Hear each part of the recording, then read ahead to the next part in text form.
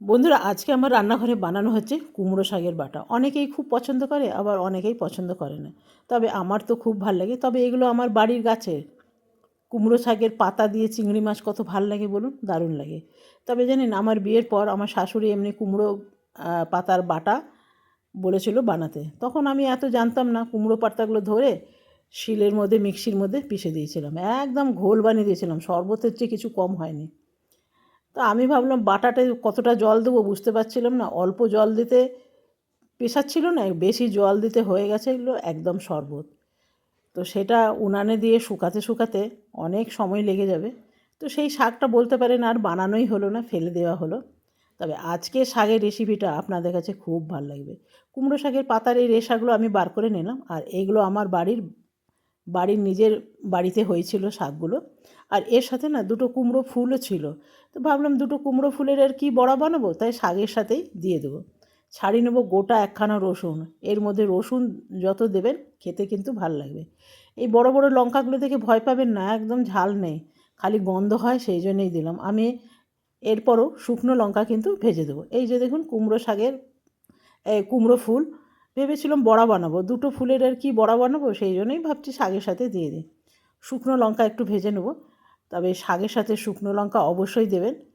অনেকেই বলে শুকনো লঙ্কা খাওয়া ভালো নয়, কিন্তু কিছু কিছু ক্ষেত্রে কিন্তু শুকনো লঙ্কাটা না দিলেই নয়। এখানে বেশি করে দেব কালো জিরে, প্রায় 3 চামচের মতন দিলাম। কালো জিরে যত বেশি দেবেন তত কিন্তু টেস্ট হবে। এরপরে আমি রসুন আর কাঁচা লঙ্কাগুলো দিয়ে দেবো।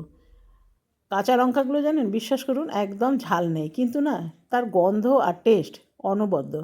এটা ভালো করে ভেজে নিলাম। আর এই রকম রসুনের বাটাটাও কিন্তু ভাল লাগবে। শিলের মধ্যে যদি কাঁচা লঙ্কা, কালো জিরে, রসুন বাটা দেওয়া হয় সে করে ভাত খেতে ভীষণ ভালো লাগে। এরপরে আমি শাকগুলো দিয়ে দিলাম, আর একটু উপর নিচ করে দিলাম। এরপরে দিয়ে দেবো নুন, আর দিয়ে দেবো সামান্য একটু হলুদ। দুটো ফুলও দিয়ে দিলাম। কিছুক্ষণ পর ফিরে এলাম, দেখি এবারে শাকটা হয়েছে কিনা। তবে আরেকটা কথা আপনাদের বলি, চেষ্টা করবেন এটা বিনা জলে রান্না করতে। মানে শাকের যে ভাপ আছে না, ঢাকা দিলে যে ভাপটা হয়, সেই ভাপের জলেই কিন্তু যেন শাকটা হয়। এক্সট্রা জল দিলে কিন্তু টেস্ট ভালো আসবে না। তো দেখুন শাকটা একদম নরম হয়ে গেছে। এরপরে ঠান্ডা হয়ে গেলে তারপর আমি পিষে নেব, মিক্সিতেই পিষবো। এটা ঠান্ডা হয়ে গেছে, এরপরে নিয়ে নিয়েছি মিক্সির জার। আর এর মধ্যেও কিন্তু কোনো রকম জল দেব না। আর নুন তো দেওয়াই আছে। এরপরে দিয়ে দেবো শুকনো লঙ্কা। তবে একটা শুকনো লঙ্কা আমি রেখে দেবো ভাতের সাথে খাবো বলে। যখন এই শুকনো লঙ্কা ভাজা হয় না, আমি একখানা রেখেই দিই। খুব ভাল লাগে, বেশি ভাল লাগে পান্তা ভাতের সাথে।